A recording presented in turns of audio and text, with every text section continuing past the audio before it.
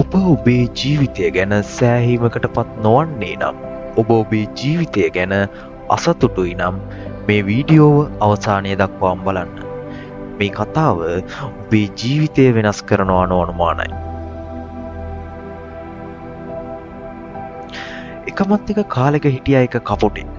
මේ කපුටා තමන්ගේ ජීවිතය ගැන හරිම අසතුටෙන් තමයි හිටියේ. එක දවසක් මේ කපුටා ගහක් උඩ ඉඳගෙන අඬ ඉද්දි කපුටගේ කඳුළු බිඳුවක් ඒ වෙලාවේ ඒ ගහ යට හිටපු භික්ෂුවගේ ඇඟට වැටෙනවා. භික්ෂුව ඔලුව උස්සලා බලලා අහනවා ඇයි ඔබ අඬන්නේ කියලා. කපුට දුකින්ම කියනවා පින්වත් හාමුදුරුවනි මම මගේ ජීවිතය ගැන හරිම අසතුටින් ඉන්නේ. මට කවුරුත් ආදරය කරන්නේ නැහැ. මිනිස්සු මාව දැක්ක ගමන් එලවල දානවා. කන්න දෙයක්වත් දෙන්නේ නැහැ. හැමෝම මට වෛර කරනවා. මෙහෙම ජීවත් වෙනවට වඩා හොඳයි මැරෙන එක කියලා. මේ වචන ඇහුවාම හාමුදුරන්ගේ හිත කරුණාවෙන් පිරීලා යනවා. උන්වහන්සේ කියනවා අපි අපිට තියෙන తত্ত্বය ගැන සතුටු වෙන්න ඉගෙන ගන්න ඕනි කියලා. හැබැයි කපුටට ඒක තේරුම් ගන්න බැරි වුණා. ඉන්පසු හාමුදුරුවෝ කියනවා දුක් වෙන්න එපා. මට කියන්න ඔබට මොන වගේ වෙන්නද ඕනි? මට පුළුවන් මන්ත්‍රයකින් ඔබව ඒ දේ බවට පත් කරන්න කියලා. කපුට ගොඩක් සතුටු වෙලා අනේ පින්වත් හාමුදුරනේ ඔබ මට උදව් කරනවා නම් කරුණා කරලා මාව හංසෙක් කරන්න කියලා එකපයින් මෙල්ලනවා.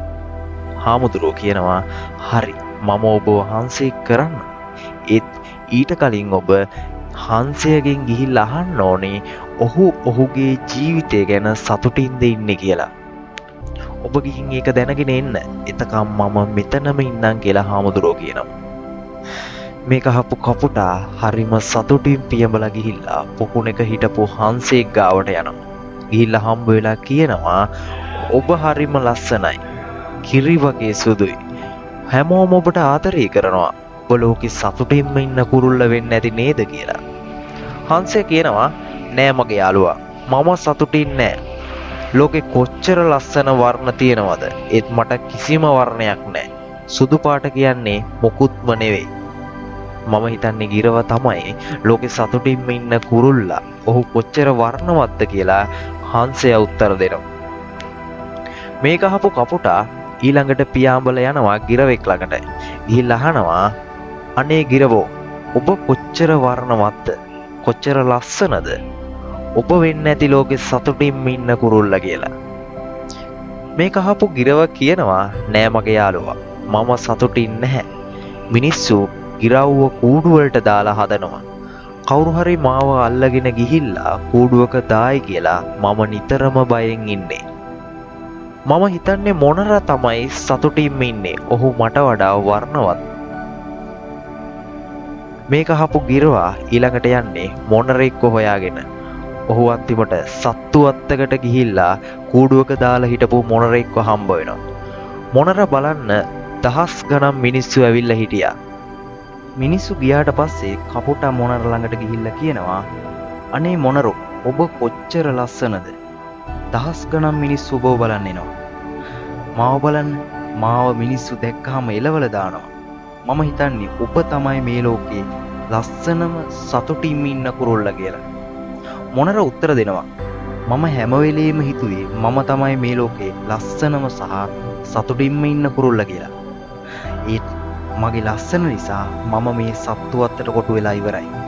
මිනිස්සු මගේ වර්ණවත් පිහාට උදුරලා සැරසිරි හදද්දී මට හරියට වේදනයි. මම සතුටින් නෑ මගේ යාළුවා කියලා මොනර උත්තර දෙනවා. මොනරගෙන් මේක ඇහුවාම කපුටා පුදුම වුණා. කපුටා කියනවා ඔබ සතුටින් නැත්තම් මේ ලෝකේ සතුටින්ම ඉන්න කුරුල්ලා කවුද කියලා. මොනර උත්තර දෙනවා මම මේ සත්තු අත්ත හොඳටම පරීක්ෂා කරලා බැලුවා. මට තේරුණා කූඩුවක දාලා නැති එකම කුරුල්ලා ඔබ. ඒ කියන්නේ කපුටා. මිනිස්සු ඔබව අල්ලන්න හෝ කොටු කරන්න උත්සාහ කරන්නේ නැහැ.